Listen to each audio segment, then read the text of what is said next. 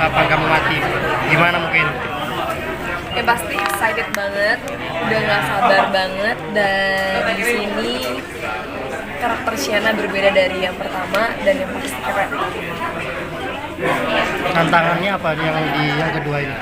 Tantangannya di kedua, yang pertama aku harus merelakan rambut panjangku dan aku harus memotong pendek, terus aku harus totally dari look harus banyak berubah. Jadi udah tidak boleh terlihat fresh karena ceritanya kurang tidur, depresi dan segala macam, bawah mata segala macam, suara aku harus pertahankan untuk ada suara-suara serak dan berat, tidak boleh suara yang terlalu lembut lagi. Dan karakter sih ya, karena kita punya waktu reading lumayan singkat, 7 hari, dan ditambah di lokasi syuting sisanya. Jadi itu yang bikin lumayan banyak preparationnya tuh lebih ke yang nyata dulu aja deh, kita harus rubah-rubahin.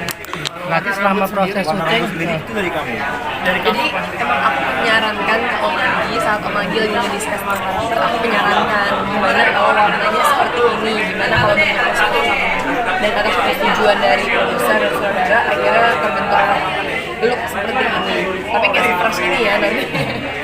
Harus potong rambut yang terbiasa panjang, sedih nggak sih? Lumayan, jadi aku nyari rambut aku jadi pendek, hilang gitu, jadi cuma dikit rambutnya. Mana nih rambutnya, mana nih? Tapi ya udah nggak apa-apa, demi aku tahu kapan kamu lagi juga. Jadi dalamnya orang yang depresi sulit apa sih untuk pendalamannya? Lumayan sulit karena aku anaknya, ya mungkin teman-teman wartawan yang udah kenal aku dari dulu ya, aku kan jarang banget yang tiba-tiba sedih, nangis, marah-marah, maksudnya di media atau nggak pernah malahan. Aku anaknya lumayan cuek dan tenang-tenang aja gitu tipikal. Tiba-tiba disuruh jadi orang depresi yang apa aja, hal apapun tuh ditakutin dan dipikirin. Jadi itu lumayan tantangan besar sih bagi aku. Karena gimana caranya aku yang selalu positive vibes harus membawa diri aku ke arah yang bisa dibilang menarik diri dari realita kehidupan. Risetnya gimana? Aku nggak punya banyak waktu riset untuk ketemu orang langsung yang maksudnya yang benar-benar depresi. Jadi aku lebih banyak ngeliat dari film-film Hollywood aja.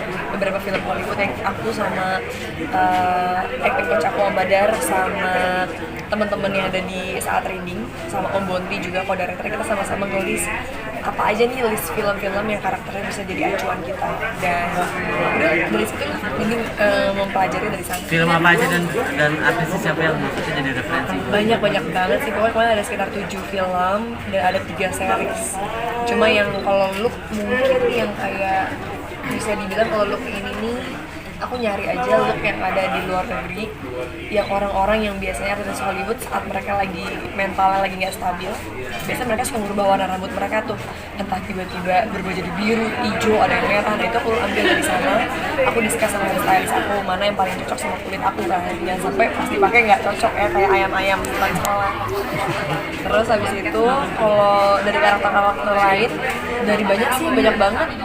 Apa yang paling aku inget ya mungkin contohnya saya Jim Carrey di Eternal Sunshine of Spotless Mind, kayak depresinya, terus banyak banget sih judulnya. Aku bahkan udah sampai nggak inget nama pemeran aktornya. Kamu sendiri tuh mental depresi, emang mental health kayak seberapa pentingnya sih, dan gimana Seberapa pentingnya? dan gimana kalau memang pas lagi pasti kan ada juga rasa down kamu, gimana tuh bounce back-nya lagi? Oke, kalau buat aku sih sangat penting ya sebenarnya, karena zaman sekarang ini orang suka menganggap sepele bahwa kayak gue baik-baik aja, tapi ternyata pas diperiksa mereka punya penyakit mental yang ternyata mereka sendiri mungkin nggak sadar. Cuma kalau aku pribadi yang tadi aku bilang, aku emang tipikal orangnya tuh nggak suka mikirin sesuatu terlalu berlebihan. Itu yang membuat aku nggak banyak stres dan depresi, karena aku bukan tipikal orang yang misalnya baru putus atau ada masalah di keluarga, terus aku pikirin sampai nangis, sampai kurang tidur, sampai aku merasa apa salah aku di hidup ini. Aku bukan tipikal kayak gitu. Aku tipikal tuh yang let it flow. Makanya cara aku buat bounce back untuk tetap semangat lagi tuh gampang. Yang penting kayak oke, saat ini aku sedih, mungkin 2 jam kemudian saat aku udah ketemu solve the problems dan udah ketemu jalan keluarnya, aku bisa yang kayak santai lagi aja. Aku ngerasa kayak udah berlanjut juga. Terus dari referensinya ke teman-teman Oh, teman-teman Aris enggak sih, karena kebetulan teman-teman aku nggak ada yang kayak gini ya. Maksudnya ya kebetulan mereka semua sehat, walafiat ya, secara mental juga. Jadi nggak terlalu banyak orang-orang terdekat aku. Ya tadi kan kamu cerita bahwa kamu dari Nim sama Julia sama Marga. Iya.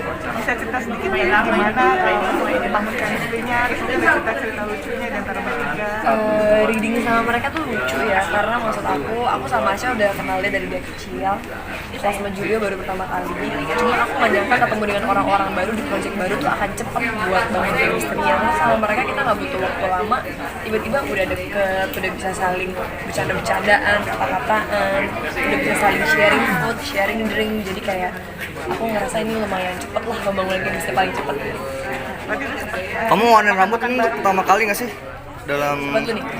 jadi sempat kali sharing food apa gitu, berarti dari kali udah sempet jalan bareng, makan bareng. Jalan belum, tapi kita banyak ngabisin waktu di tempat reading itulah kita yang kayak misalnya tiba-tiba kayak tadi Julio kayak pesen burger vegan, kamu cobain deh, so kamu bisa pesan makan mie, cobain nih gitu. Kalau kamu warna rambut baru pertama kali ini atau sebelumnya udah pernah? Warna ini kayak pertama kalinya deh. Maksudnya kalau in real life sesungguhnya aku nggak mungkin warna begini kan. Maksudnya aku hitam coklat udah paling maksimal. Awalnya tuh sempet yang kayak astaga, kenapa Natasha Wilona tiba-tiba biru-biruan begini ya kan. Tapi ternyata pas aku foto, terus aku kayak posting di TikTok dan di Instagram aku, komentar orang gak ada yang buruk gitu loh, semuanya malah pada kayak fresh deh. Tumben ngeliat Kak Wilona rambutnya pendek, tumben kayak gini, jadi aku kayak tapi cocok juga ya, walaupun biru banget. Tapi kok Ini permanen. Tapi nanti aku selesai project ini, next project udah nggak mungkin biru lagi. Jadi memang lebih nyaman hitam ya? Kalau buat kehidupan sehari-hari lebih nyaman hitam ya, karena kan kebetulan aku tidak mencari jati diri lagi ya. Tapi kamu jadi ketagihan nggak sih mau nyoba warna lain atau gimana? Tertarikan warnain rambut dengan warna lain setelah? Enggak sih, enggak ya. Aku nggak tertarik buat tiba-tiba harus diganti jadi hijau, kuning, oranye, enggak. Aku pengennya normal aja warnanya. Tapi kalau buat karakter, anything I do lah. Bilang ini kan ada project horor yang kesekian kalinya. Iya, berarti ke keempat. Apa pengalaman yang seru mungkin? Film horor itu adalah film yang paling aku suka. Mungkin ini fun fact-nya adalah orang berpikir, oh Wilona pasti sukanya nyari film drama atau enggak romance atau enggak yaudah deh yang cinta-cintaan yang remaja. Tapi sebenarnya aku suka banget film horor. Aku tuh pecinta film horor, misteri, science fiction dari kecil. Jadi kalau ditanya cita-cita kamu tuh kalau udah main film pengen main film apa sih? Aku pengen banget deh main film horor, aku kebanting-banting, aku kayak di green screen tiba-tiba aku ditarik sama hantu. Aku malah pengen kayak gitu. Makanya pas dapet tawaran film horor, aku tuh tipikal yang ada film horor apa? Bisa ada dua tawaran nih, drama sama horor. Ada horor tapi memang drama, aku ambil horor dulu aja. Jadi emang aja. Bukan ketagihan sih, tapi karena emang apa ya, aku suka tantangan aja. Maksudnya I've been doing drama and romance for almost 13 years, kayaknya 13 tahun sejak aku umur 9 tahun awal aku berkarir, itu udah 14 tahun deh.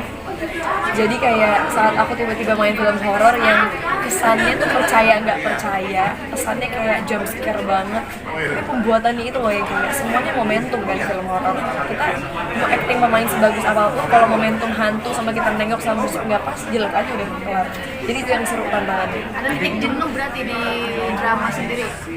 Nggak jenuh sih, tapi kayak ya udah aku udah tahu gitu polanya kalau drama dan romance tuh pasti kisahnya begini. Awalnya happy berakhir sedih, atau enggak awalnya sedih berakhir happy, ya kan? Kalau horor kemarin itu ya, jadi ada pengalaman-pengalaman yang menyeramkan. Enggak sih untungnya kalau aku orangnya kan bilang positive vibes. Aku nggak pernah kepikiran apa-apa. Biasa orang-orang sekitar aku yang mungkin kayak ada misalnya kejadian kerasukan atau digangguin. Kalau aku enggak sih. Kayaknya nggak tahu karena nggak peka juga kali. Jadi nggak ada yang Yang menyayang. kamu excited untuk syuting nanti di film ini? Apa? Yang bikin kamu exciting untuk nunggu Yang bikin exciting. Oh, karena di film ini tuh banyak banget yang kayak adegan yang kita pikir kita ngelakuin, tapi ternyata di pandangan orang lain kita nggak ngelakuin. Jadi banyak banget teknik kamera dan teknik adegan yang aku rasa bakal peradegannya complicated. bakal banyak adegan fisik gitu nggak? Misalnya kotor-kotoran juga, terus mungkin Banyak banget. Dan di sini tuh terornya bukan teror cantik-cantik yang cuma nengok gitu, enggak. Tapi kayak bener-bener sampai ke mental kita, sampai ke orang-orang terdekat kita tuh di push banget. Maksudnya ya emang penulis ceritanya juga nggak diragukan lagi sih. Vilana tadi kan banyak yang bilang setelah kamu ganti rambut banyak yang positif komen. Itu banyak juga yang ngira kamu kayak idol Korea tuh, kamu gimana nanggepnya? Oh, kalau itu aku agak bingung ya, karena tiba-tiba dibilang aku kalah idol ya udahlah, kalau emang dia nggak begitu ya syukur. Ya kan aku bilang setidaknya nggak kayak ayam-ayam yang diwarnain di depan sekolah, tau kan? Ayam Aku sepuh. udah panik tuh, aku pikir yang kayak warna hijau merah itu hal digimanain gitu, tapi ternyata masih pantas lah, masih cocok ya. Ya semoga aja warnanya tidak luntur sampai selesai syuting, atau berubah jadi hijau lagi. Satu lagi dong kalau dari saya pengen tahu kan komentar kamu tentang industri film Indonesia yang sekarang tuh horor banget. Menurut kamu film-film horor di Indonesia itu seperti apa? Karena nggak bisa dipungkiri ya, sebagian besar penduduk Indonesia, tidak semuanya, suka banget genre horor. Jadi produser bikin film itu karena emang ada peminatnya. Dan kalau aku jadi produser pun, dimana ada sesuatu yang diminati oleh masyarakat, disitulah kita memberikan hiburan itu kepada mereka. Mau gimana lagi? Maksudnya di istilah kata, semua PH udah memberikan berbagai macam genre, tapi terbukti yang paling sering banyak penontonnya sampai bisa menembus rekor horor.